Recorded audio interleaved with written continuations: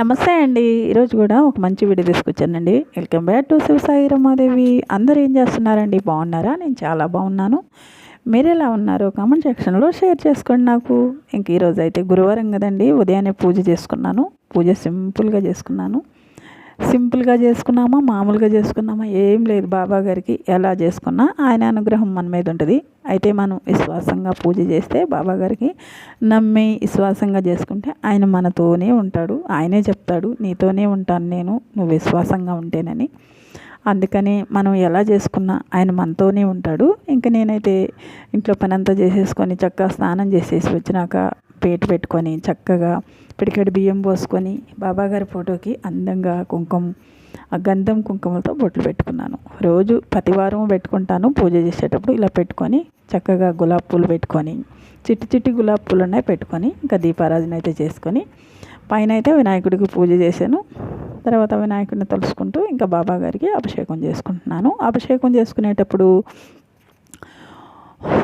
ఓం ఓం సాయినాథాయ నమః, సాయినాథాయ నమః, దత్తాయ నమః, దత్తాయ నమః, దత్తాయ నమః.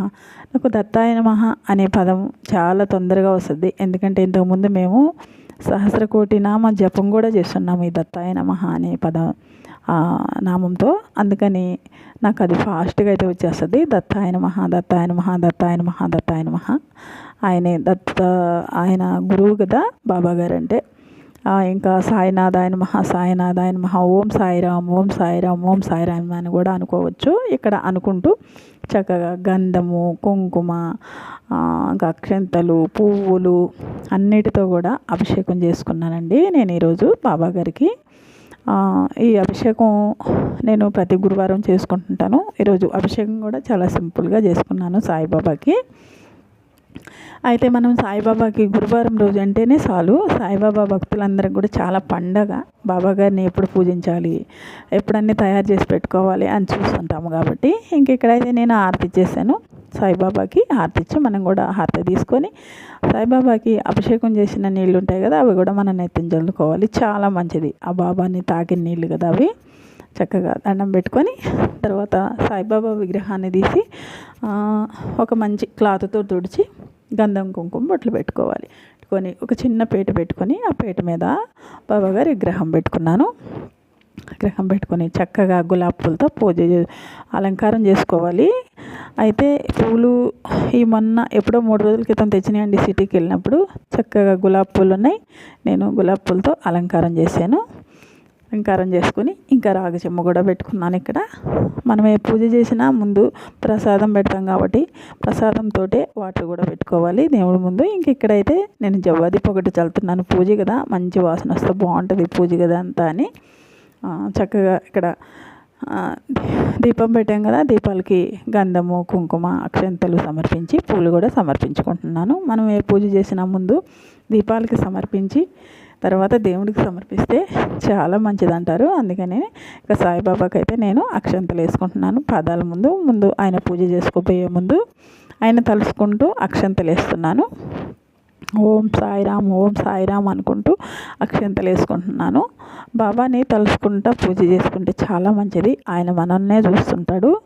ఇక మనం కూడా ఆయన మన వైపే చూస్తున్నాడని అనిపిస్తుంటుంది పూజ చేసేటప్పుడు. ఆయన సైడ్ చూస్తుంటే ఇంక ఇక్కడ గంధము, కుంకుమ సమర్పించి ఇంకా 2 రూపాయల కాయను బాబా పాదాల ముందు పెట్టాను. తర్వాత వస్త్రం కూడా పెట్టాను. వస్త్రం పెట్టిన తర్వాత అక్షంతలు వేసి అప్పుడు తాంబూలం కూడా పెట్టుకున్నాను. తాంబూలం పెట్టుకున్నాక ఇంక ఇక్కడ అయితే నేను అష్టోత్తరం చేసుకుంటున్నాను. ఆ ధూపం వేసాను. ధూపం వేసినాక అష్టోత్తరం చేసుకుంటున్నాను. అష్టోత్తరంతో నాకాడ శంఖం పూలు ఉన్నాయి. శంఖం పూలతో అష్టోత్తరం చేసుకుంటున్నాను. ఇక్కడ స్పీడ్గా పెట్టేసేసానండి. అష్టోత్తరాలు చేసుకోవచ్చు, లేకపోతే ఓం సాయినామ అనుకోవచ్చు, లేకపోతే ఓం దత్తాయ నమః అనుకోవచ్చు. ఇలా ఏ నామంతో కూడా బాబాగారిని కొలిసినా చాలా మంచిది. అసలు బాబాగారి పూజ చేయటం అంటేనే చాలా మంచిది. ఇంట్లో బాబాగారి పూజ చేస్తుంటేనే చాలా ప్లెజెంట్గా అనిపిస్తుంది. ఇంట్లో చాలా బాగుంటుంది. ఆ రోజంతా కూడా చక్కగా ధూపం వేసుకుంటా, ధూపం పొగలు బాబాగారికి పూజ చేస్తుంటే చాలా మంచిగా అనిపిస్తుంది అండి. ఇక్కడైతే అష్టోత్తరం అయిపోయినాక నేను ప్రసాదంగా మా ఇంట్లో నేను దోశలు వేసాను, దోశలే ప్రసాదంగా పెట్టాను బాబాకి. ఇక్కడైతే పంచహారతి అంటే సాయిబాబాకి చాలా ఇష్టం కదండి, పంచహారతి ఇచ్చుకుంటున్నాను. ఇంకా ఆరతిపాట పెట్టుకున్నానండి, ఆరతిపాట పెట్టుకొని హారతి ఇచ్చుకుంటున్నాను. బాబాకి ఆరతులు అంటే చాలా ఇష్టం కదా.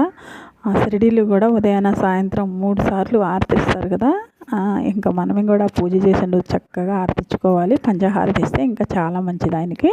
తర్వాత ధూపం కూడా వేసాను. హారతి మనం తీసుకున్న తర్వాత మనం సాయిబాబాకి ధూపం అన్న కూడా చాలా ఇష్టం, అందుకని ధూపం కూడా వేస్తున్నాను బాబా గారికి. ధూపం కూడా వేసుకున్న తర్వాత ఇంకా ఆ ధూపం కూడా బాబా గారికి చూపించి మనం కూడా తీసుకొని ఆ ధూపం అంతా వేసి ఇల్లంతా కూడా తిప్పి అక్కడే పెట్టొచ్చండి, మంచిది ఆ ధూపము. ఇక్కడ అక్షంతలు పూలు తీసుకొని సాయిబాబా పాదాల ముందేసి దండం పెట్టుకోవాలి. ఇదేనండి పూజ అంతా పూర్తయ్యేది. మీకు అందరికి కూడా నా పూజా విధానం అంతా కూడా నచ్చింది అనుకుంటున్నాను. ఒకవేళ కానీ నచ్చితే లైక్ షేర్ చేసేయండి. తప్పకుండా సబ్స్క్రైబ్ చేసుకోండి. పక్కనే ఉన్న బెల్ సింబల్ కొడితే నా ప్రతి ఒక్క వీడియో మీకు నోటిఫికేషన్ అవుద్ది. నేను సాయిబాబాకి పూజ ఎలా చేసుకున్నాను అనేది కామెంట్ చేయండి. ఈరోజు నేను చాలా బాగుంటుంది, నాకు గురువారం వస్తే చాలు చాలా ప్లెజెంట్గా అనిపిస్తుందండి. ఓకేనండి.